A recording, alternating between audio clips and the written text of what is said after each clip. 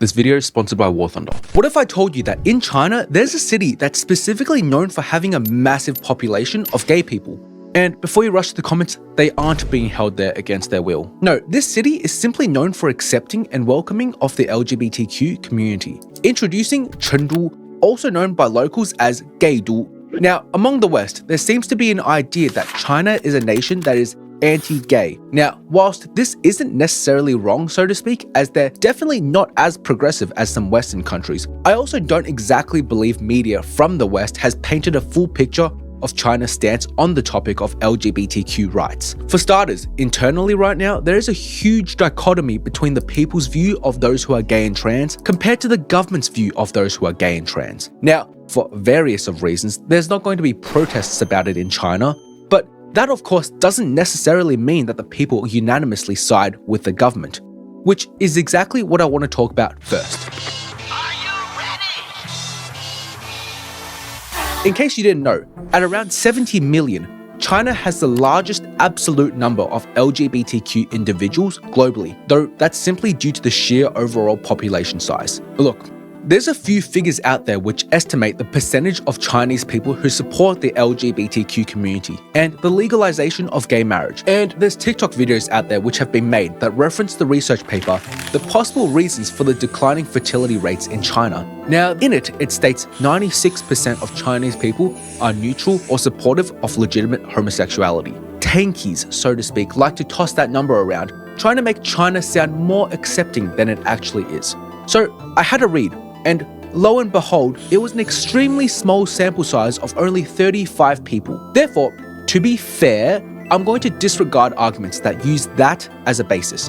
Instead, I'm going to reference a poll from May 2024 by the Williams Institute, UCLA, which found that 53% of Chinese people agreed that same-sex couples should be accepted in society, and 52% supported marriage equality. Now, whilst that isn't as high as 67% of Americans who support gay marriage, I think it's at least somewhat significant to point out that a majority of Chinese people go against their government when it comes to the issue of gay marriage. And the reason for this boils down to two main factors. Support for LGBTQ people in China actually stems from a history of tolerance that dates as far back as the Shang dynasty, all the way back in 1600 BC, with the earliest paintings of homosexual activity being depicted back in the Han dynasty, where it was openly and widely accepted to the point where there were multiple gay emperors, such as Emperor Ai of Han, Tianqi Emperor, and Zhengde Emperor, being notable ones. And this idea of being openly homosexual, not just for men but also for women, lasted all the way up until the end of the Qing dynasty in 1912. Thus, for many Chinese people who are educated in ancient Chinese history, they understand that supporting LGBTQ rights isn't something that goes against Chinese values, rather the opposite. I mean, there's many gay celebrities. Like the most famous woman in China is literally trans. Like, you can be gay on Chinese social media. The fuck? Have you been on Xiaohongshu? They are gay as fuck over there. The second reason is surprisingly due to the influence of media, both social media and traditional forms of media. Reiterating what Hassan said in that clip, social media in China, such as Red Note and Douyin, does in fact have a lot of LGBTQ related videos, especially if you know the hashtags to use when searching for it. They aren't taken down or censored, rather some of them are the most liked videos I've seen. And looking at the comments, you can see, for instance, there's an overwhelming support for that community. Frankly, I think you'd be pretty hard pressed to find anti-LGBTQ content on Chinese social media, which I can't exactly say the same for social media in the West. In that clip, Hassan also mentions the most famous person in China is a trans woman. Now, whilst I don't think Xing is the most famous person, as no one is more famous than the aura farmer himself, I'd say she's a close second. And Xing's not famous because she's controversial or because she's trans or anything. She's beloved by everyone for her role as a TV personality and dancer, often being called the Oprah of China. And as a byproduct of her being so widely beloved whilst happening to be trans, Xing has inadvertently swayed much of China's perception to be more supportive of those like her, those who are a part of the LGBTQ community. Now, on the topic of TV, let's talk about TV, which is a tricky one because obviously, as we know from Arcane and some other movies and TV shows, media that promotes and shows intimate relations when it comes to LGBTQ related content get seemingly censored. Now, for the C-drama, donghua, and Chinese web novel enjoyers, you might know where I'm going with this. There is a very, very famous web novel in China called 魔道祖师, which has even gotten its own donghua animation and live-action C-drama that's openly a danmei, which is Chinese for being of the boys' love genre.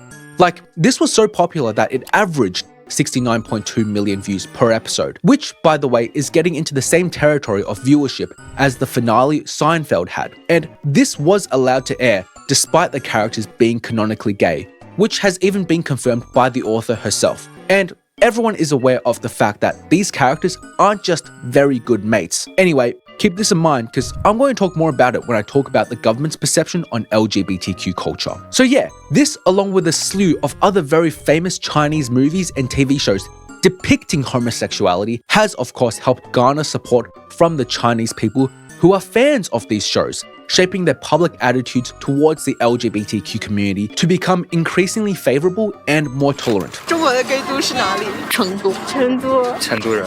Now, I mentioned in the intro that Chengdu is seen as like a hub for the gays in China, even being nicknamed Gaydu, and there's actually quite a few interesting reasons for that.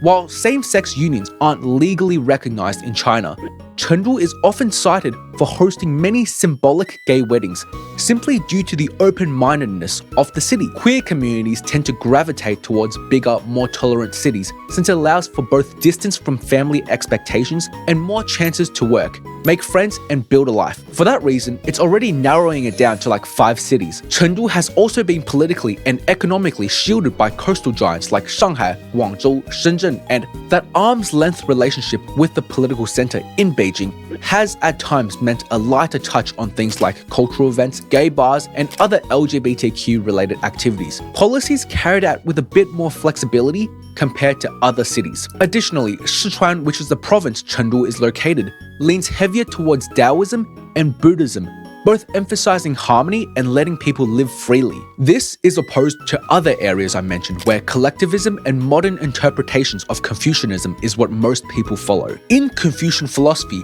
there is a collectivist cultural mindset which has long shaped conservative views on sexuality and gender roles in China. These traditions prioritize family, filial piety, and societal harmony over individual expression, making the acceptance of LGBTQ identities difficult. As one study by Dr. Liu Hongjie notes, influenced by a collectivist culture, Chinese people tend to subordinate personal interests to those of the group or collective. And so, because more people are straight than gay, it's sort of expected for those who are gay to just fall in line. Thus, for many, the city of Chengdu offers room to exist, which ultimately changes lives. Similarly, in combat, air control changes lives. War Thunder is the most comprehensive vehicle combat game ever made, with epic PvP battles across air, land, and sea. Jump into 2,500 plus historically inspired tanks, planes, helicopters, and ships, spanning over 100 years and 10 major nations. War Thunder is free to play on PC, mobile, PlayStation, and Xbox, older gens included. Customize your lineup with camouflage, authentic markings, and 3D decorations like bushes and equipment. Join a worldwide community of over 95 million players in awesome PvP battles today. There's simply no game better suited for fans of military history. Immerse yourself in the intense combat of War Thunder, where incredibly detailed vehicles, realistic graphics, and authentic sound effects place you right at the helm of the most powerful war machines of our time. If you're new or haven't played in over 6 months,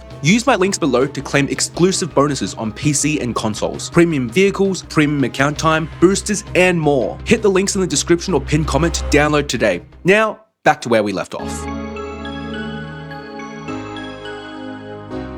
Okay, so now that we understand the people's perspective of the topic, let's take a look at the government's view on LGBTQ rights and why exactly it differs so much with the general population of China. To fully understand the government's view, we first need to understand the laws regarding LGBTQ rights and the exact freedoms and restrictions people a part of that community have in China. Now, for those who skip to this part of the video, no, you aren't going to get arrested if you're gay in China.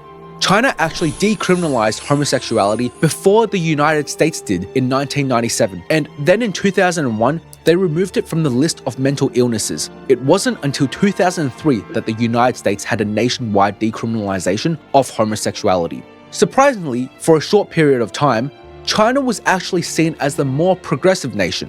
Now, there are obviously still a lot of huge differences. Gay marriage is not recognized in China whilst it's obviously recognized in America.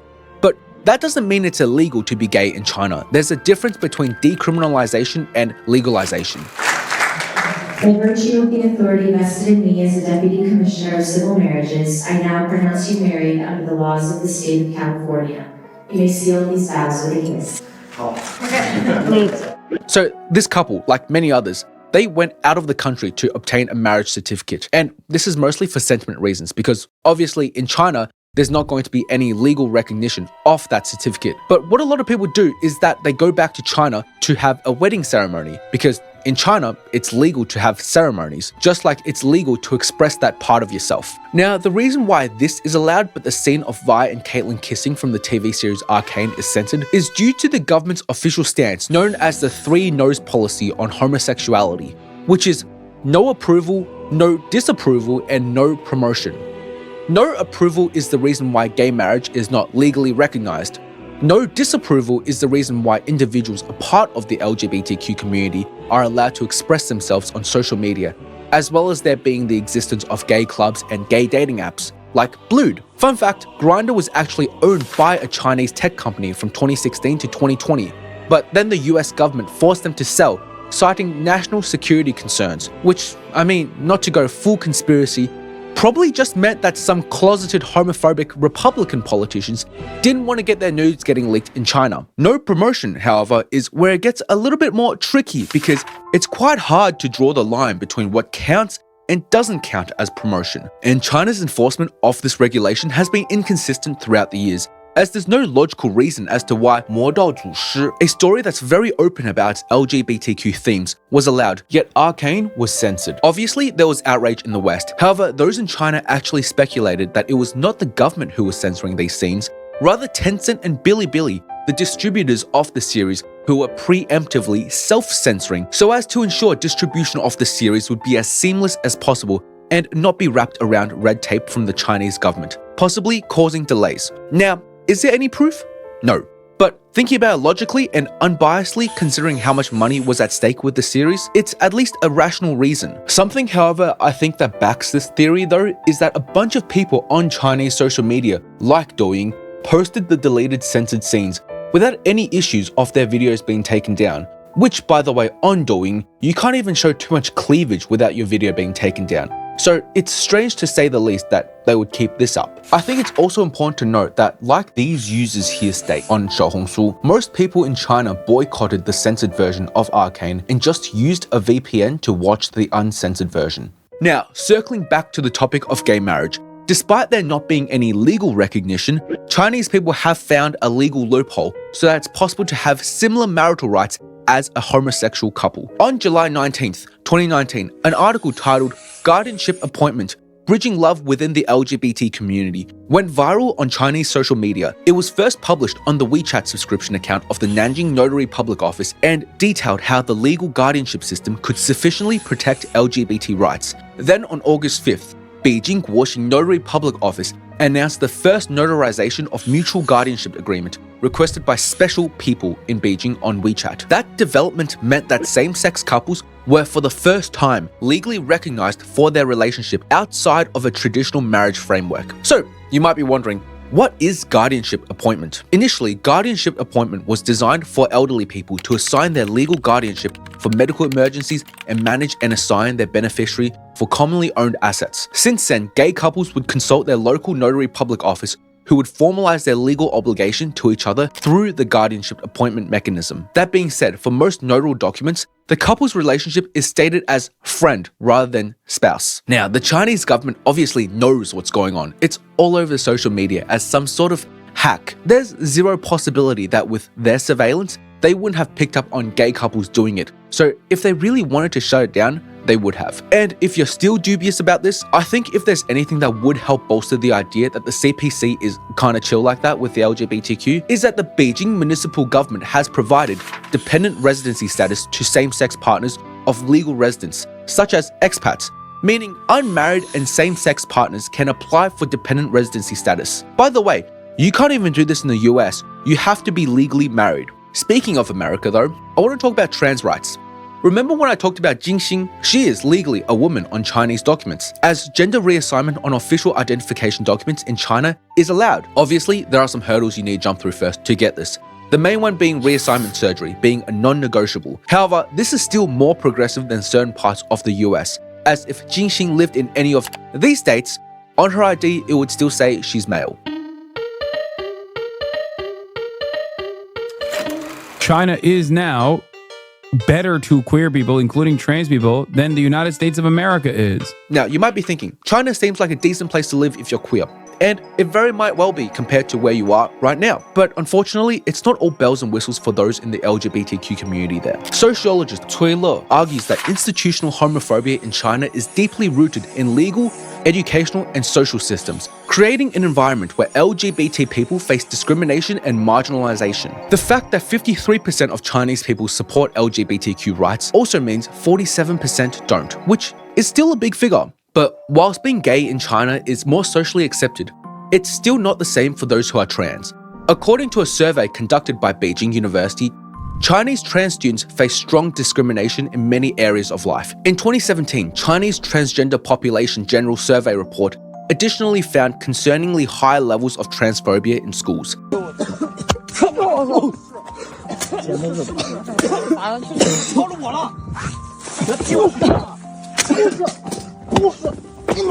"70.8% reported being subject to some form of violence at school. This rate among transgender women was even higher at 75.07%.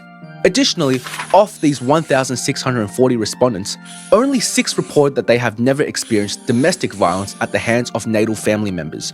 Furthermore, nearly 90% of natal families cannot fully accept their transgender children. And despite the fact it's possible to change your gender on your ID, it is near impossible to change your gender information on educational attainments and academic degrees in China, even after sex reassignment surgery, which results in discrimination against well-educated trans people. Additionally, in recent years, the government has also started to crack down on the portrayal of more effeminate men. The Education Ministry's response to a top political advisor's call for more physical education to make boys more masculine has triggered fierce online debate. In September 2021, China's National Radio and Television Administration moved to curb effeminate male images on TV. In its notice, it used the derogatory term "niangpo," basically sissy, to describe the kind of on-screen masculinity it wanted to avoid. Because we've already been talking about pop culture, let's just start there. The softer, polished male look is deeply tied to the boys' love aesthetic. These narratives often cast slimmer, androgynous leads to match fan expectations of beauty standards. Critics of the trend say it crosses multiple taboos in today's China.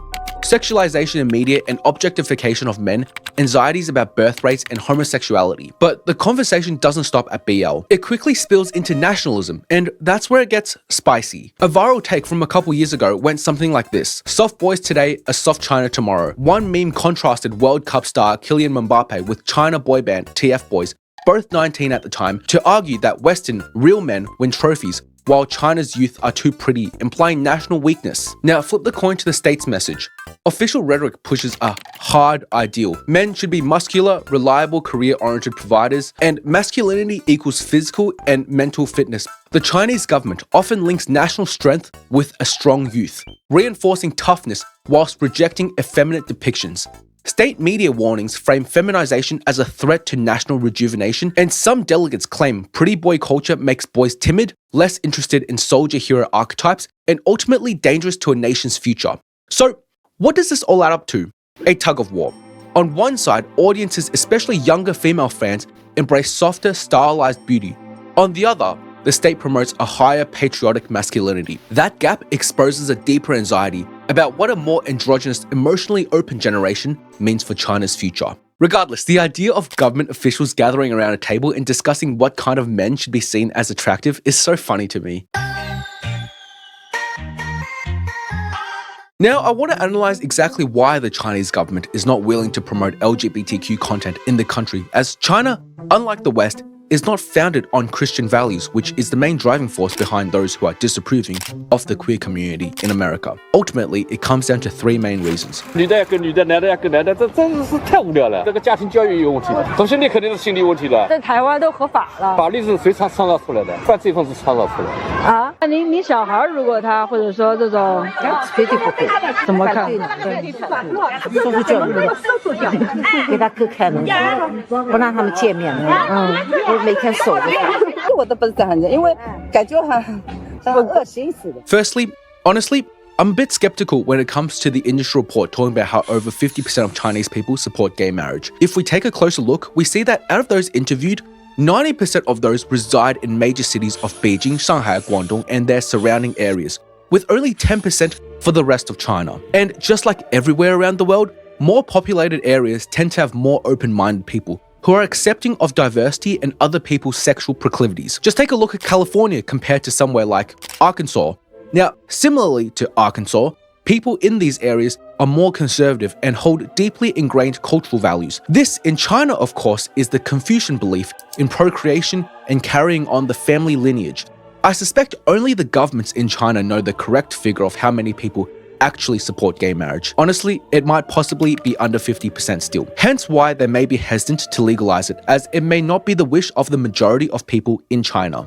But I don't think that's the main reason, because I think the government is smart enough to understand that it is valuable to appease the younger generations, who are in fact more supportive of LGBTQ rights compared to the dying older generations when it comes to changing policies that don't harm the country. For instance, going on a bit of a tangent here, there was recently a Chinese fast food chain called Xibei which landed in a bit of hot water after it was called out for labeling pre-made food as fresh food. There was a lot of online drama about it in China, so much so the government had to come out and essentially pick sides. Would they side with the company's CEO or with the people who were angry with incorrect labeling? And ultimately, they chose to side with the people, and even drafted new policy making it so that all restaurants in China now have to properly disclose whether or not their food is made fresh in the restaurant or pre-made earlier. Now, going back to the point I'm making, the Chinese government, however, does in fact view changing policies on gay marriage as something that harms the country. A while ago, I made a video on South Korea's low birth rate, where I talk about how the necessary replacement rate is 2.1 children per couple. And South Korea is especially low because it has less than half of that at 0.72. China is in a similar situation where the current rate is only 1.0, despite the fact that the one-child policy has been removed. And according to the paper, Reasons for the Non-Approval of the Same-Sex Marriage in China, Cultural and Economic Views, the government is unlikely to approve same-sex marriage, especially considering the lack of population and economic growth and the ongoing pressure for family enlargement and traditional culture in Chinese society, which pressures individuals to marry the opposite sex. It concludes that as a consequence of that, there will be less incentive for the government to approve same-sex marriage and more institutional pressure to preserve traditional marriage between opposite sex in order to preserve the population growth. Finally, a report by the ABC News Australia found that some nationalists often paint the LGBTQ community as foreign, and Chinese queer activists have been accused of being puppets of the West or agents of hostile foreign forces. As a result, it's tricky for international community to support Chinese activists without fueling nationalist backlash. Receiving donations or other support from overseas can lead to accusations of collusion with foreign governments. Any association with global movement risks the perception that LGBTIQ+ advocacy in Chinese mainland is not Chinese enough. This is partially why places like the Beijing LGBT Center was shut down in May 2023. Now, if you're watching as someone who's queer and planning on traveling to China and wondering if it'll be safe for you, firstly, I hope you have a great time, and as long as you're not trying to start a protest, you'll be fine and welcomed by the people with open arms, especially if it's one of the tier 1 cities. And if you tell people you're gay there, the response you get won't be hate. Rather, they'll probably also tell you to check out Chengdu if you get a chance. Thanks again to War Thunder for sponsoring this video. Don't forget to play for free now on PC, Xbox, PlayStation, and mobile. For a limited time, if you're new or haven't played in over 6 months, use my links below to claim exclusive bonuses like premium vehicles, premium account time, boosters, and more on PC and console. But a bigger thank you to you for sticking around the entire way through. I'd love to hear your thoughts in the comments as I read each and every one, even the hate comments. And if you enjoy my videos, it would be a massive help if you gave it a like and subscribe. Finally, if you're eating right now, I hope you're having a wonderful meal. I'll see you next time.